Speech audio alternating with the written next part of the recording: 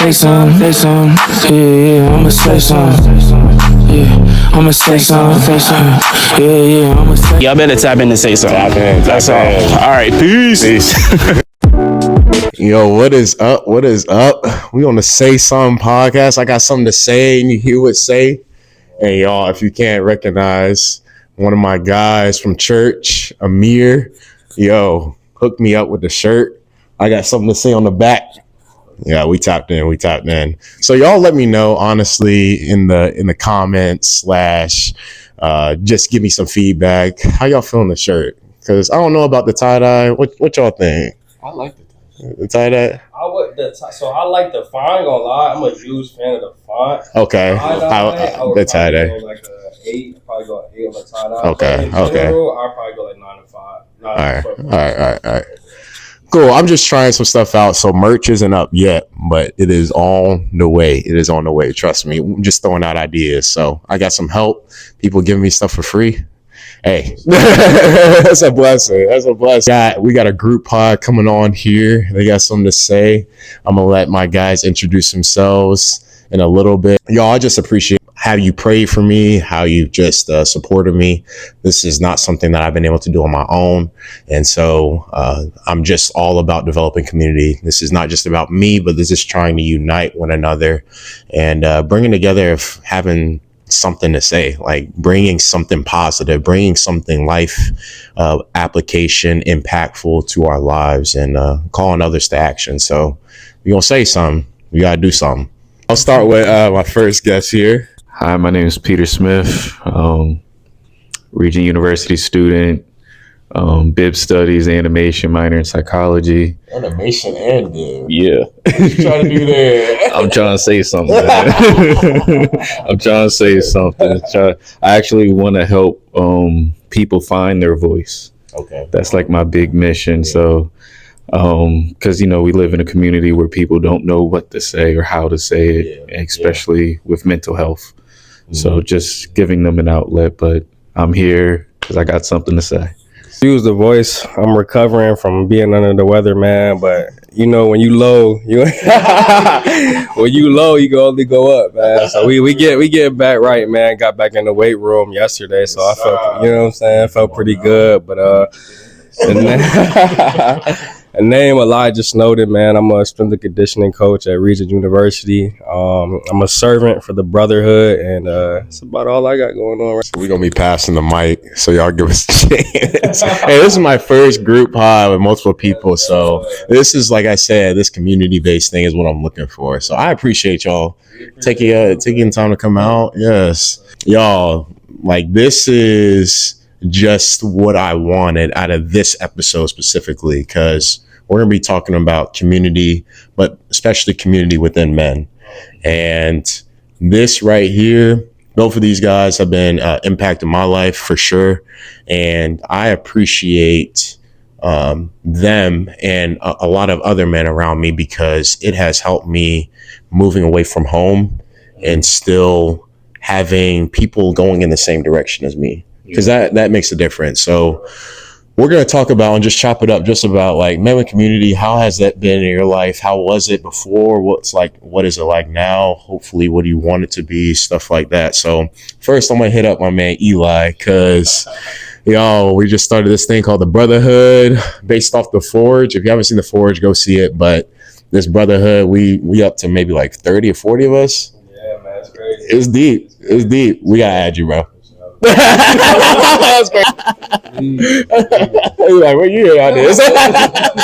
So, what's crazy is just the timing of everything, right? I got this boy named Jordan Brown, and me and him spent the bulk of our summer together, bro, just because we both go to Freedom Fellowship down Alaskan Road. And a lot of the times we just competing against each other, playing ball, or, maybe we sharing a meal or something like that. But we would rap to each other. We like, man, men struggle getting together. It's love when we do, and it's always electrifying, bro. Like right now, you know what I'm saying? But it's we struggle to come together, whether it be because of work or whether it be just the busyness of life or trying to provide for the family or something like that. But we were we just want to break that mold. And so we kind of sat on it for a while. Like I told him and he told me, I'm like, yeah, I don't want to just do anything out of my own strength because then we gonna have to sustain it, bro. And it's cooked. It's cooked. So the Forge ended up coming out, and after seeing that, like I called him, I said, bro, the wait time over. We rolling. I said we rolling. So ended up hitting up a couple of guys, man. Savion was one of them. I think, like you said, we first meeting we had like 9 guys. Yeah. And the second meeting, now we out here showing out, filling our shirts out like we just came out the weight room. But really? All it is, man, it's just guys doing life together. It's I won't mention his name just for vulnerability's sake, but we at the end of our last meeting that we just had, one of the guys busted out in tears. You know what I'm saying? Like. And he wasn't even one of the like main speakers or nothing like that. He just said something at the end that kind of took us all by surprise, but was just opening up about how God was blessing him with community, then had dropped this on him. Like, and then he had that vulnerability, like off rip, like not knowing a good portion of the guys there to just burst out in tears. And then other 2 guys in tears. I'm right there next to him, like, it's all right, bro, chill out. Nah, that was very impactful because we got age 15. This man's in a freshman in high school, and just think about, this will be a question for you, Pete. Like, think about seeing that at 15 and how much of an impact that would have made like forward in your life, because like that just was like, I'm like, wow, if I would have had that, like there's no telling like what direction, but on God's plan. But what would it have been like for you seeing that at 15, like seeing that group of brothers? Like, heavy question. Kind of just to give background before I answer it. So I grew up in a family where a lot of my men have passed away. Okay. My family is ran by the matriarchs. So to be 15, man, the only type of brotherhood I had at 15 was like my football team. But to say that I could have that in the sense of, I don't know what the Forge. I haven't watched that movie yet, but as well as y'all developed the brotherhood, to have that experience of just straight vulnerability, that would have helped me to just deal with a lot of pain and hate that I had at that time and just built up anger. So then I know not just how to deal with it, but that I can actually release it. Just release it, because being a football player, you every day, and that's your outlet. Yeah. But to say like, okay, when the game is done, my mind is still in a place of I still got some anger, so then I might hit the weight room. You feel me? But what about the words that are in my head? How do I go through them? So at 15. Man, I'm glad that he has that. If anything, that's a blessing, man. Thank y'all for what y'all doing. Please add me. I got you. We got you, bro. Right after this, we got you, bro. That's powerful, bro. Because, 15, bro. Like, just like like I said, like the only community I had was like being around sports and growing up in sports was literally that. But, on the field, we pushing each other, right? Getting after it. But off the field, bro, like, how do you weather that? And there's not many people who are really serious about God and stuff. I was barely serious about God, barely serious about what kind of man I wanted to be. And I'm just out here just trying to fit in.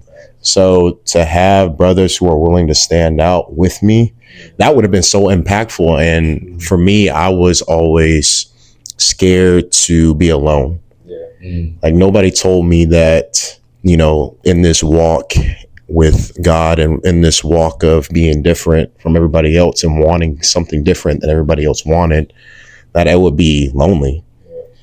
And it's hard. And, I had amazing parents, but I just didn't get that reality until like college and stuff like that, of stepping out and being like, is anybody out here? Anybody out here? But what was it like for you at 15, bro? At 15, honestly, bro, like I felt like you felt, you know what I'm saying? I had a great home environment. I got to give it to my parents, man. Like, something that always tears me up, especially in the aspect of men, my pops ain't never knew his dad. So for him to be there how he was, and for me to see him sacrificing how he was, like I never had a complaint in that aspect.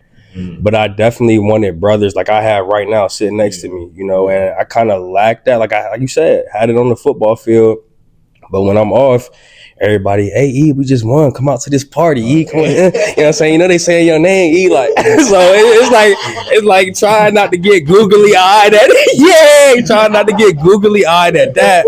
Knowing where I come from, knowing what my mom and my dad trying to instill inside of me. So there's this war going on, bro. And it's like I needed this at that time and I didn't necessarily have it. So guess what I would do? I'd stick my toe in, dip it out right there Sunday. Yes, mama. Amen. You know what I'm saying? Yeah. I'm split, bro. I'm living these two different lives, bro. So that's kind of how it was for me.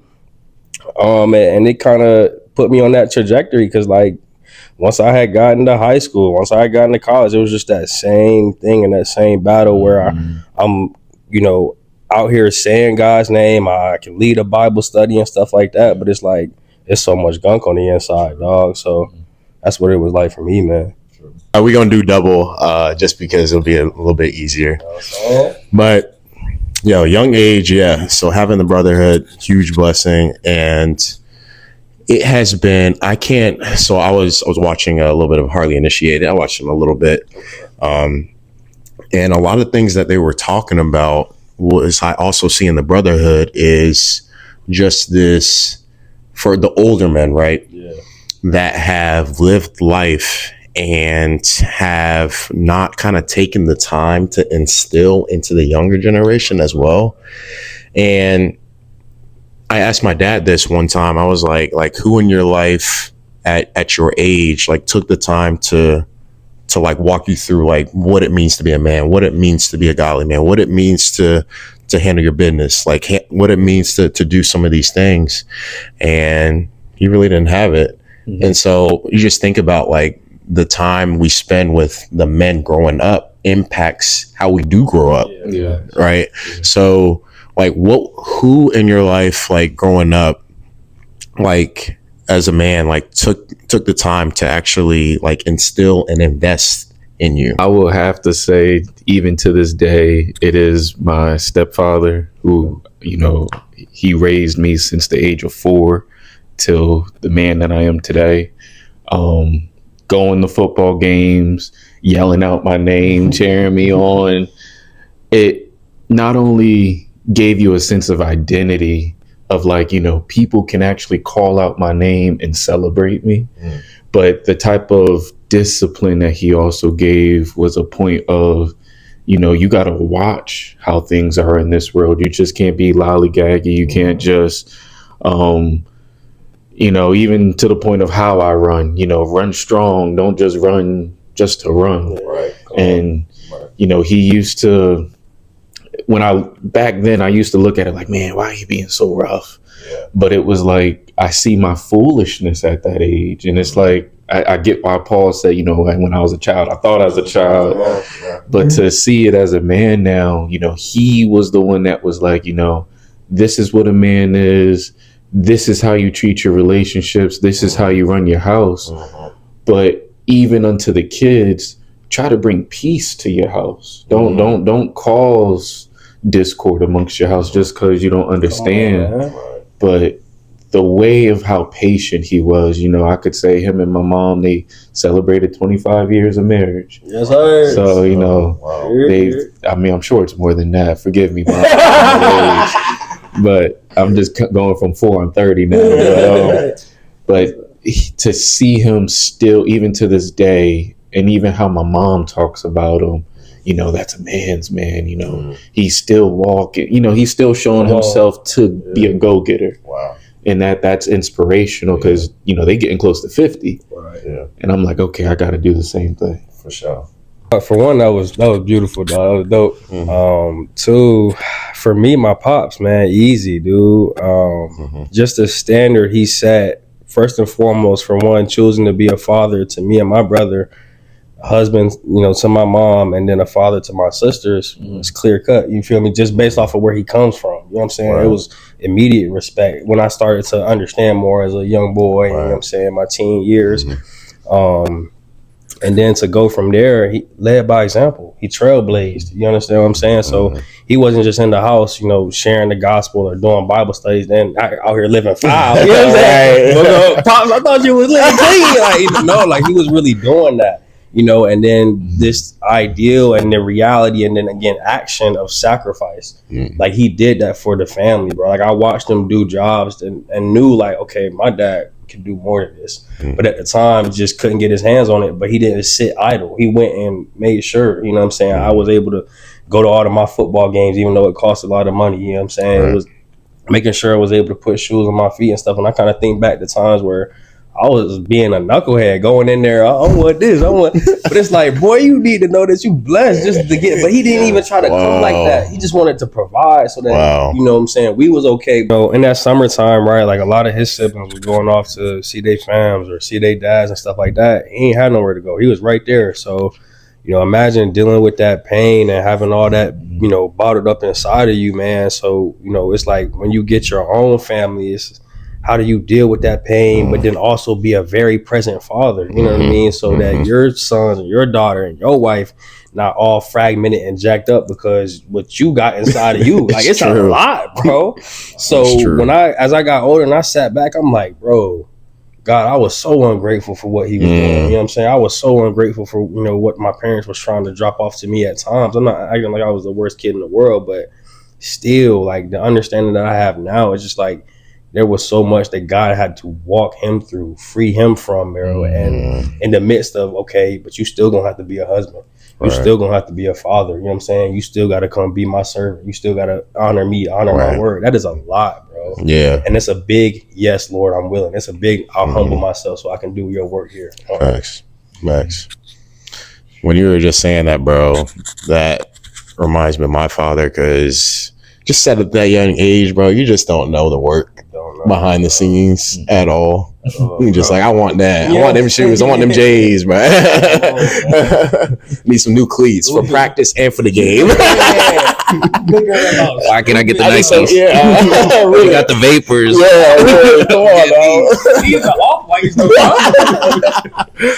But like just being like ungrateful. Like I'm so grateful now for even though how his father wasn't as present as he wanted him to be, like he didn't let that narrative, he didn't let that generational like just behavior like run down to us, to me and my little brother. So I just am extremely grateful, because that's definitely, my pops has also been one that's really instilled in me like what it means to lead, be a man. And the biggest word I can say that I seen with my father was always sacrifice. Sacrifice. And I can't help but think about like what the Bible says about, Christ being the head, like wives submit to your husbands, but love them as Christ loved the church, which he gave himself up for it. So we gotta sacrifice. We gotta. There's levels to this. And so, like, if we as men aren't learning how to sacrifice, what are we doing in leading? Are we worth submitting to? And are we worth like raising our families and being that?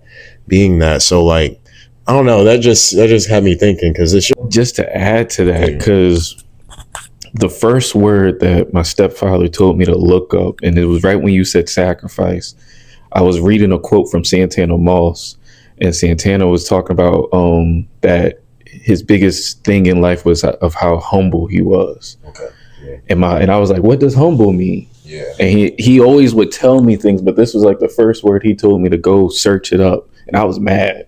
I was mad. I'm like, why doesn't he just tell me like he normally does? And I remember I searched up the definitions, didn't even understand it, read it, and he would come back and ask me. And it's not until years later now that I'm like, wow, like this is what it means to be humble. But then to be humble in my sacrifice. Come on, man. Because a lot of times we could sacrifice and then it's like, I do this. But to learn humility in it, and it's like, I'm thankful that just, man, he had me write that word 10 times each. He said, you gonna get it, man. to understand it years later. So just to add to that, so that was great, man. Yeah. Thank God for sure. I got a question for y'all boys, man. But first, I'm gonna say something. Jesus and feet. Jesus and feet. You know what I'm saying? Jesus and feet. You know what I'm saying? But question is, what do y'all think brings men together? Like, and allows for that circumstance, like when dude cry in front of everybody, sharing, and then opened himself up and started sharing, and then other men are crying. Like, what do you think will bring men together? Like, what sticks out to you about that? Like, how does that come about? Honestly, I would say this is just kind of my take. One way, I think. For women, it doesn't take much for them to get in their groups and communities and things. I think for men, we need something to do.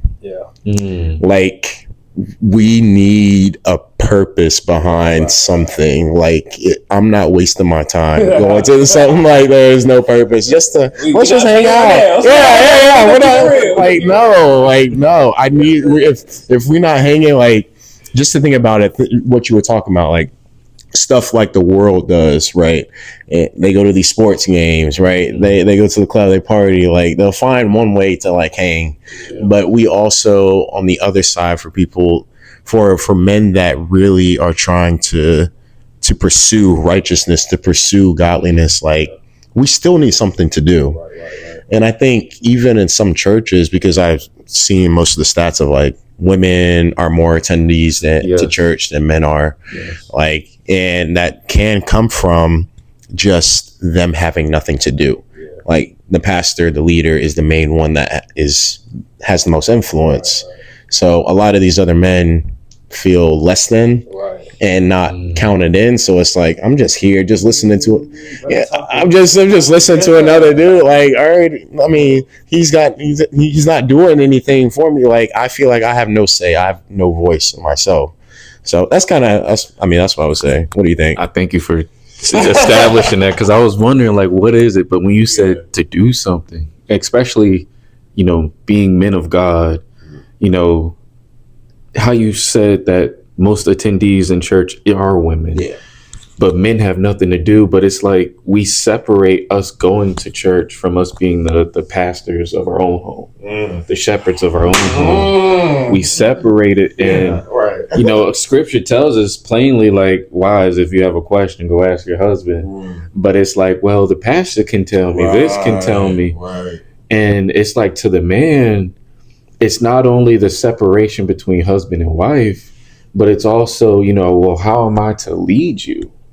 If I'm to be your husband, but also the one to walk this life with you, even though, I'm not a husband yet, thank God. Eventually we'll get there. I thank God for the plan in the future, but single.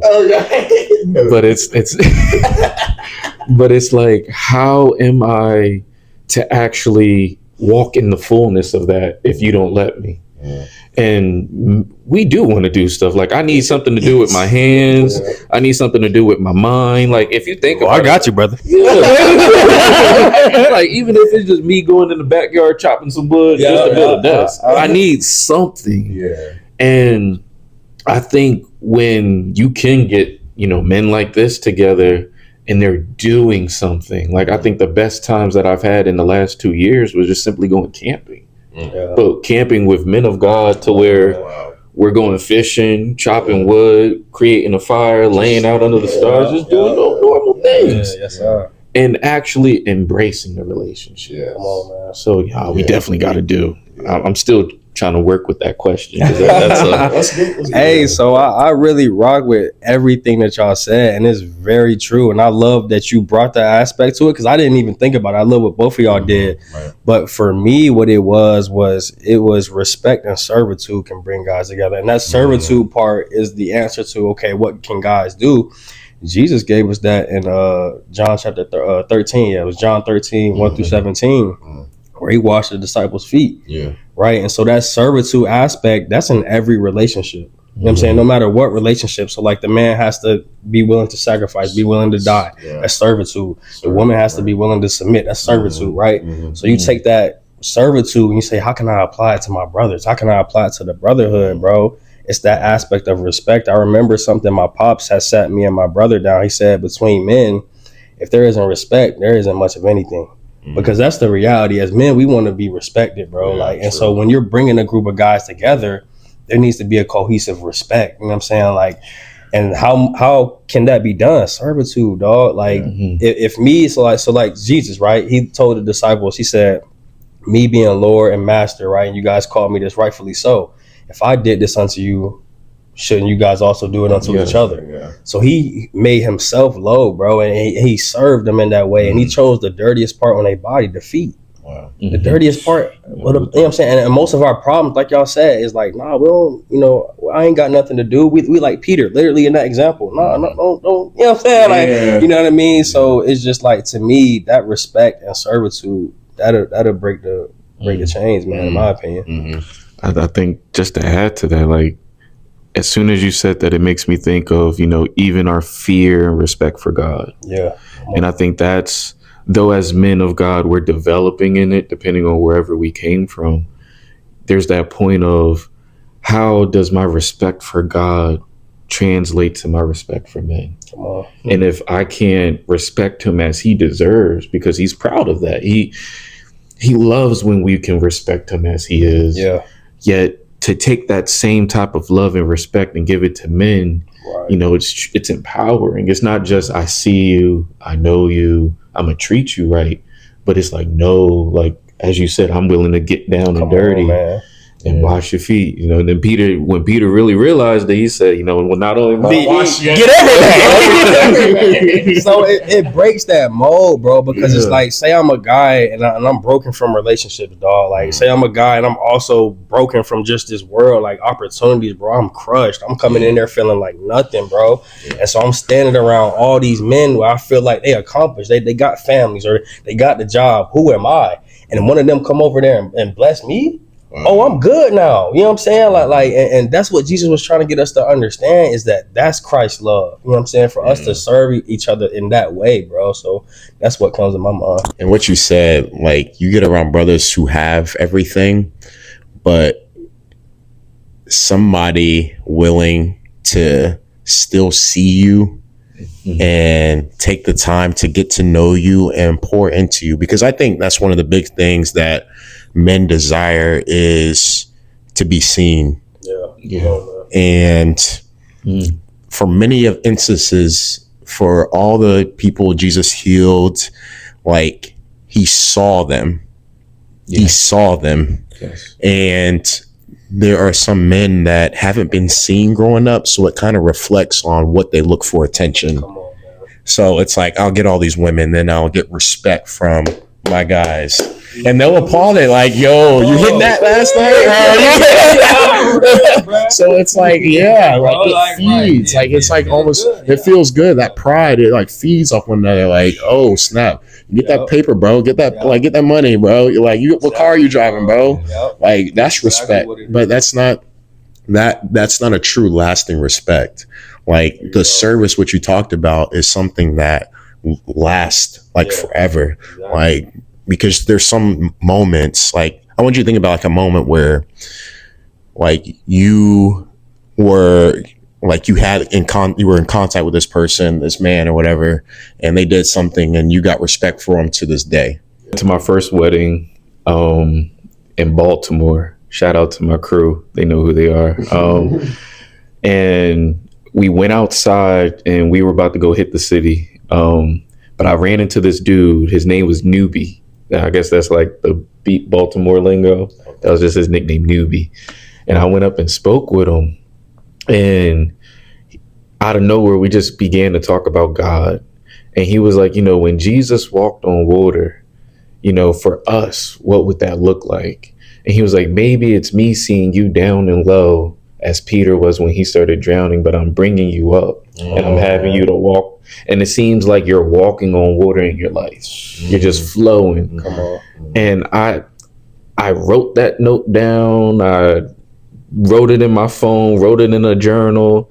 And then how dope it was, he was like, you're the future. It's important for you to go forward. And he took his hat off and gave it to me. Come on, man. And to this day, like, we called that hat, like, it was just legendary, because then I ended up giving it to a friend and it made him look made him look a little older to where he could get into the bar at that time. But that was really just a moment where it was just like, not only did you pour into me, but you see me and you're charging me to go. Wow. And also to do it for others. Yes, sir. Dang, brother. Why I gotta follow up on that? But man, for me, dog, was my homeboy, and I won't say his name just because I know, like, it's personal, man. I try not to say like names when it's personal. You know what I'm saying? When it's super personal. But we were in high school, man. We walked through high school together. I think we just kind of knew of each other freshman year, but when it got to our sophomore year in high school was when we really started to connect. And bro was like a 10-minute walk from my house. At the time, I didn't have a car, so I would always walk to his house. And, you know, he has a tough home situation and stuff like that. You know, didn't have his dad, single mom home, a couple siblings and stuff like that. So for me, I had a little bit more liberty than him. And a lot of the times I would go to Chick-fil-A. Like I'm walking to Chick-fil-A. Grab us 2 meals, you know what I'm saying, and bring it back to him. And when I found this before I knew he had siblings, when I started to figure out he had siblings, I'll make sure they had something too. So moments like that, or going into his house and trying to get him out so he could ball with the boys, or, you know what I'm saying, just hang out, or maybe come around my family, you know, get to talk to my pops, because I know he don't have that. So there was a moment, he became a merchant seaman and everything like that. There was a moment where he was gone and then had came back, and I'm visiting him, right? Because I'm getting back from like football camp and stuff like that. Spring ball was done. It's springtime. And I come back. It's the first time I've seen him in like a long time. And we sitting outside just talking, catching up about life. And bro just put his arms around me and said, "I love you, dog." Like, and started crying a little bit. And me, like I was happy, but I had laughed because I was like, bro, you don't know how long I've been waiting for you to just soften up a little bit. You feel me? Be real about your emotions. But it was just a blessing to know, like, it wasn't pride or nothing like that, but it was just a blessing to know, like, hey, God really used me to drop something off to him. You know what I mean? I think that's a good leeway into mine, because for me, it was one of my friends, just hard time in a relationship, hard breakup, and he was just down bad, really. And seeing him in that position of just at a low, like needing, just bawling, like vulnerable, and just and I think that's where I had the most respect, like, and definitely for him, because for one, it was powerful to me that he was open to that, you know, and most men don't have somewhere or somebody to go to to actually just feel, the feel. Like it hurts, and we take it out to these other things that don't allow us to feel and take action. Exactly. And to liberate, the walk in freedom. So to finally have brothers that don't just allow me to feel, but also call me to action, call me to God's word, call me higher, or affirm me when I feel less than, is like truly a blessing, because that is what we're trying to develop in the brotherhood. And just in this discipleship is just not just like correcting one another, or to point the finger for accountability, but like, no, like you just said, like, I got you, bro. Like, come on, let's walk. Let's do this thing. Like, I feel it, because it's life changing, and so many men just need that. And if you think about like the situations, and we think about these men that we follow on social media and what their lives look like this is what is lacking. Yeah. So like my question is, like, what is for men like getting in community? Why? Like, what's the barrier to men getting in community? I think it's a place of not feeling weak. Like, they don't want to come in like you hit, like, the world, they show forth this place of, you know, fame, riches, stability, security. Right. But when we're just being established, especially as men of God, God can make us abound and then make us abased. Come on. But to still be seen as a man, and regardless, and to be content with that, to the extent where when you see me, you don't see me as weak, but you see me as, well, God is trying to either show me something, and I'm not even talking just in the sense like, oh, you sinned and this is why this is happening, but God is actually trying to make us content in life, that we would abound in Him rather than this world. So, the biggest barrier outside of pride is just that feeling of weakness. Like, if I show my weakness, I'll be seen as weak. Or if I don't have all the things together and you understand my situation, I'm weak, but you don't help me. Yeah. Just to tag along off of that, mine's really just to tag along with 2 words: tears and comfort, bro. Like, I feel like the barrier is, okay, it's hard for us to have those tears, but it's also hard for us to be comforted, because it's just like, man, as a man, I want to put it on my shoulder. You know what I'm saying? I want to look good. I want to bench press this weight. You feel? Don't touch it. Let me get it up. You know what I'm saying? No, you need help. Yeah, like, and it's like, that's okay, man. So I think just trying to bring men to understand that it's okay to have tears. It's okay to have that weakness, because let's be honest, bro, we all weak and we all need God, bro. Like, and then we all need each other, because what is my right arm without the left one if it's dropping something? If I drop something with my right arm, what I'm doing? I'm reacting with the left, bro. It's okay. The help is all right, bro. Like, you know what I'm saying? Sit back, breathe for a second, bro. Like, it's cool. So I think we got to break that mold. But I do, like he said, I just would piggyback off of him. I think that's the barrier, bro. It's just being afraid of tears and comfort, bro. Man, of transparency. Shout out to my therapist. I started going to therapy again. Yes, sir. And my therapist revealed to me that I actually struggle with emotional closeness. Like, it's a point of, I can allow you to be close into what I'm experiencing, and I can tell you every single moment, but then it's like, if the tears start coming, like you said, tears and comfort, it's like, it's like, I ain't gonna cry. But it's like, when I'm before God, I'm like that all the time. If I have to cry, I'm gonna cry, but I can't open that part of me up yet.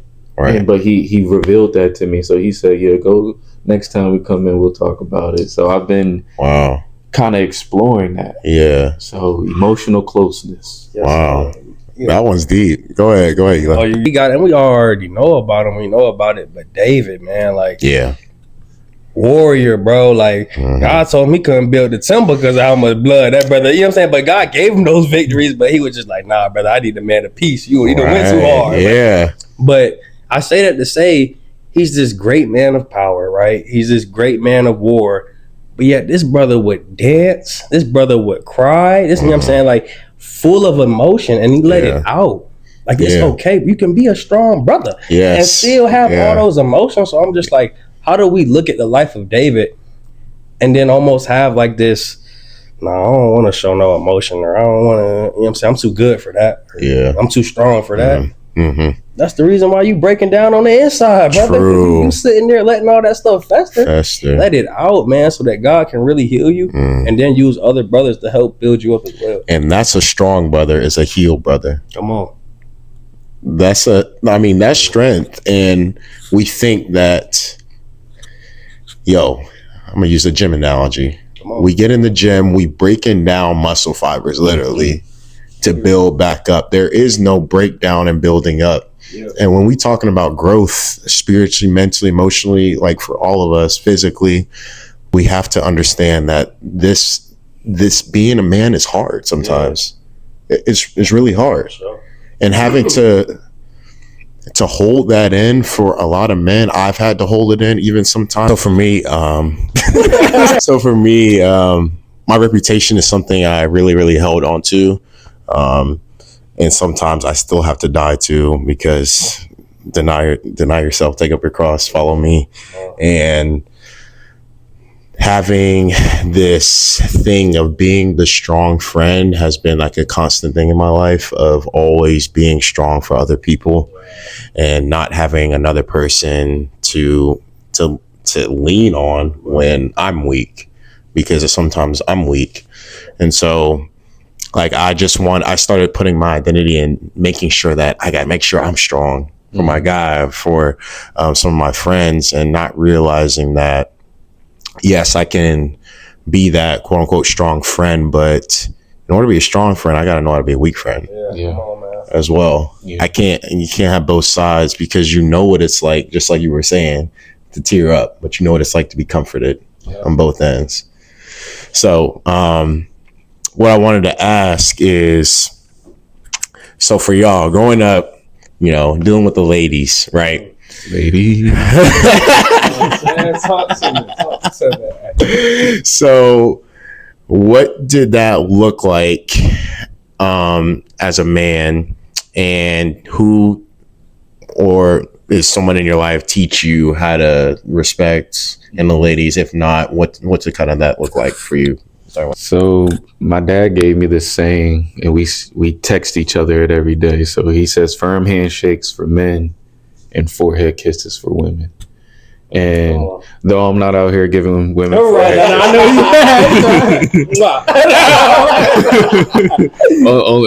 my great grandmother. She's that's the only one. But it when you consciously think about it, it's like this delicacy that you got to treat with women. But it's still a firmness with men. Like it's not just I'm squeezing your hand, but it's like I'm letting you know I see you. You're there.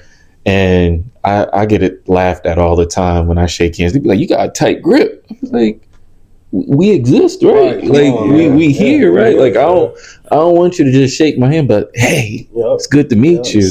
But with the women, you know, my dad did instill that in me. I'll say before salvation, because of the ways of the world.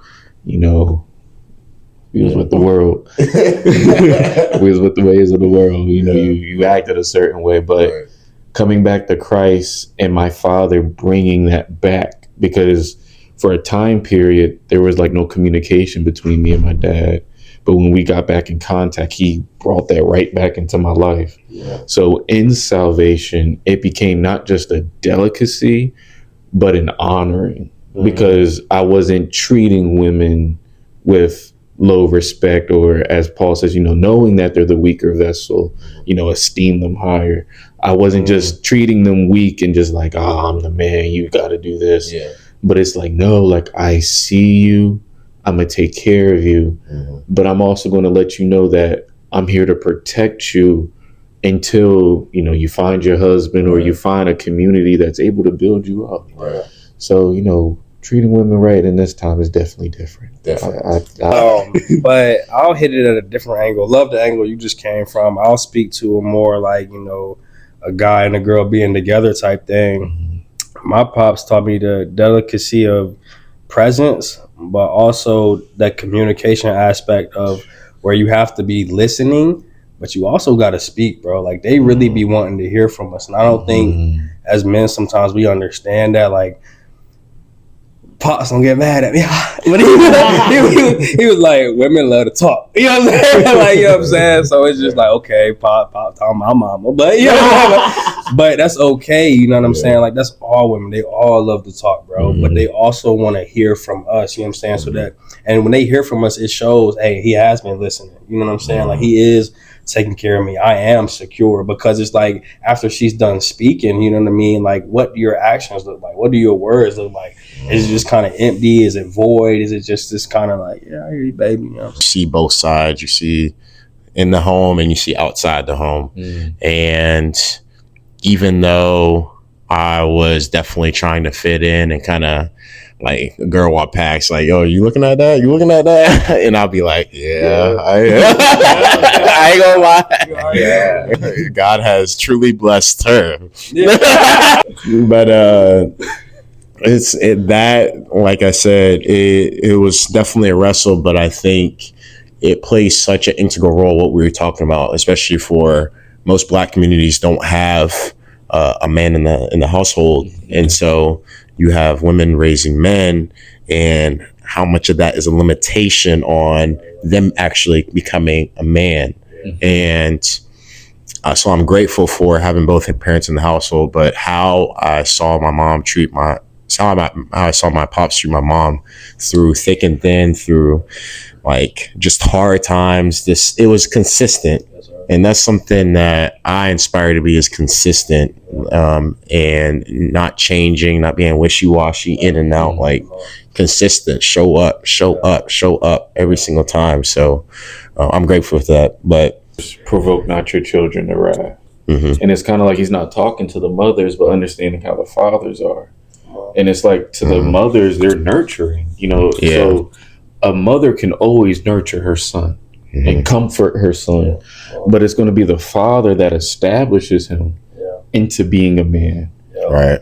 And going back to the first marriage, we see that as we were talking, man was made from dust, whereas Eve was made from the bone. So she's made from the eternal parts of man. Oh. And it shows just how hard a woman can be in terms of just the internal processes that we have.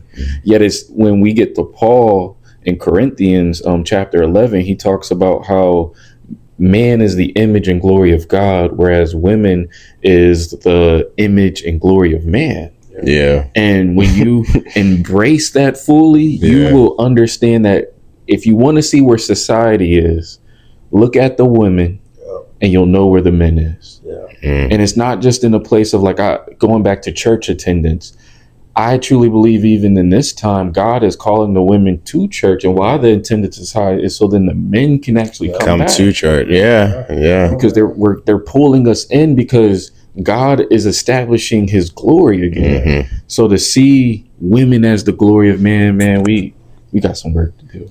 I mean, yeah, and look at the stories of the Bible, right? And it's not a blame game type of thing, but it's the reason God put women here. You look at what happened to Solomon. What carried them away from God? And they're gods. You feel what I'm saying? So it's just like they have an influence, man. They have a link to our hearts, to the inside part, man. And it's just like, that's just the way it is, man. The way God designed it to be, man. And so that's why when you see, it's like, okay, you can be having arguments and stuff like that, but it'll never be like an argument that you've been to have with your significant other, bro. True. Like, you feel me? Because they can just hit a part to you that nobody else can hit like that. You know what I'm saying? Right. So I fully agree, man. Like when you have those people, or you have your women, you know what I'm saying, honoring God and the fullness of that, man, we bound to rise. Man. Yeah. And what you said, like behind every like great man is a greater woman. That brother walking down the street. Yeah. Okay. We got a little pep in the stuff. So the Joker too is pretty much Joker a duo, and a duo in French means an intimate relationship. Like it's not just two, but the Joker had a wife? Harley Quinn. Oh, I don't know. I don't watch that. No, I can't tell you. That's fun. But a lot of people didn't like the movie because they turned it into a musical. But I was like, well, I wouldn't like it either if it turned but look what you just said. You said like when a man's in love and he's with a good woman, he's skipping down the street. Life becomes a musical. All I can do is sing of the good things that's in my life, and it's like when a lot of people said that they didn't like it, I said it's just because you haven't felt love yet. Like it's not to say that they didn't fall in love, but it's like this is what the director is trying to put forward in a place of like, yo, look what love can do even to an insane psycho. Wow. That's wild. Okay. It's a good movie. I might watch. I might watch. You gotta watch the first one.